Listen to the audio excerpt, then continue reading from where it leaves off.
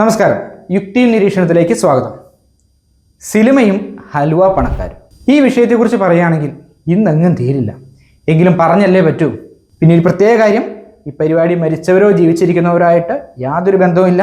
ബന്ധം തോന്നിയാൽ നിങ്ങളുടെ കാഴ്ചപ്പാടിൻ്റെ പ്രശ്നമാണ്. അപ്പോൾ കഥ തുടങ്ങും. അങ്ങ് തിരുവിതാംകൂർ ആയിരുന്നു ഒരു കാലഘട്ടത്തിലെ സിനിമയുടെ മുഖ്യ കേന്ദ്രം. അവരെ തിരുവനന്തപുരം ലോബി എന്നാണ് വിളിച്ചിരുന്നത്.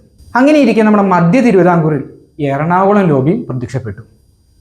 എറണാകുളം ലോബിയും തിരുവനന്തപുരം ലോബിയും ചേർന്ന് വളരെ മികച്ച കുറേ സിനിമകൾ നിർമ്മിച്ചു. നക്ഷത്രങ്ങളെല്ലാം രണ്ട് ലോബിയെയും പിണക്കാതെ മാറി മാറി ഡേറ്റുകൾ കൊടുത്തുകൊണ്ടിരുന്നു. മികച്ച സിനിമകൾ നല്ല രീതിയിൽ ആ സമയങ്ങളിൽ നിർമ്മിക്കാൻ ഈ രണ്ട് ലോബികൾക്കുമായി. ഇതിനിടയിൽ ചെറുതായിട്ട് മലബാർ ലോബിയും തലപൊക്കി വന്നു. അങ്ങനെ മലയാള സിനിമ ശാന്തമായി ഒഴുകുന്ന ഒരു നദി പോലെ ഒഴുകി. ഈ പറഞ്ഞത് ഭൂതകാലം. ഇനി ഇന്ന കാലത്തിലേക്ക് വരാം. പഴയ ലോബികളെല്ലാം പേരിന് മാത്രമാക്കി മട്ടാഞ്ചേരി ലോബിയും MDM ലോബിയും ഹലുവ പണക്കാർ ലോബിയും എല്ലാം തലപൊക്കി. ഇന്ന് അവരുടെ കൈകളിലാണ് സിനിമാ ലോകം. പഴയ താപ്പാനകളെല്ലാം ഒതുക്കിയാണ് ഇവർ കടന്നു വന്നിരിക്കുന്നത്. നമ്മുടെ നക്ഷത്രങ്ങളും പുതിയ ലോബികൾക്കൊപ്പം ചേർന്നു. കാരണം പിടിച്ചു നിൽക്കണമല്ലോ. അല്ല, ഒരു പരിധിവരെ പഴയ ലോബി അവരും അടുത്തിരുന്നു. പുതിയ ലോബിയെ അകമഴിഞ്ഞ് അവർ സ്വാഗതം ചെയ്തു, എല്ലാ പിന്തുണയും കൊടുത്തു. അങ്ങനെ കാര്യങ്ങളൊക്കെ വലിയ കുഴപ്പമില്ലാണ്ട് മുന്നോട്ട് പോകുമ്പോൾ നമ്മുടെ ഹലുവ പണക്കാരായ നിർമ്മാതാക്കൾക്ക് ഒരു പേടി. കയ്യിലിരിക്കണ പണം മൊത്തം വെളുപ്പിക്കണമല്ലോ, അല്ലെങ്കിലോ ED വീട്ടിൽ കയറും. മൊത്തത്തിൽ ടെൻഷൻ. എന്തു ചെയ്യും? ഒറ്റ വഴിയേ ഉള്ളൂ, സിമ്പിൾ.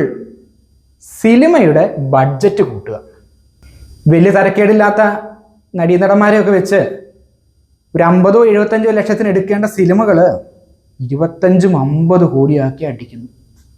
അല്ല, അത് എടുത്തതാണോ, അത് അത്രയും എമൗണ്ട് ആയിട്ടുണ്ടോ ഇല്ലയോ നമുക്കറിയില്ല. എന്താണെങ്കിലും കണക്കി പറയുന്നത് 50 കോടി 75 കോടിയൊക്കെ ആയെന്നാണ്.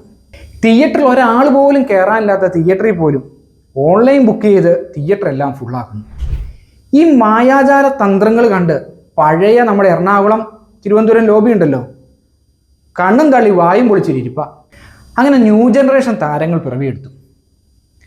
ഇവർക്കാണെങ്കിൽ പഴയ നിർമ്മാതാക്കളെയും സംവിധായകരെയും ഭയങ്കര പുച്ഛം. കണ്ണെടുത്താൽ കണ്ടുകൂടാ. എങ്ങാനും ഒരു സിനിമ ചെയ്യാനായിട്ട് ചെന്ന ആദ്യം ചോദിക്കും, ബ്രോ M അടിക്കുകയോ ഹൈബ്രിഡ് വലിക്കുകയോ? ഇതൊന്നും ഇല്ലയെന്ന് പറഞ്ഞാൽ അപ്പ ഗെറ്റ് ഔട്ടാ. അങ്ങനെ പുതിയ പ്രൊഡ്യൂസറും പുതിയ സംവിധായകരും പിറവിയെടുക്കുന്നു. കഥയോ കഥാപാത്രമോ ഒരു വിഷയമേ അല്ല. കിട്ടുന്ന കൂടിയ ശമ്പളവും സിനിമയുടെ പ്രൊമോഷൻ്റെ കാര്യങ്ങളും പറഞ്ഞാൽ മാത്രം മതി, ഡേറ്റ് കൺഫേം.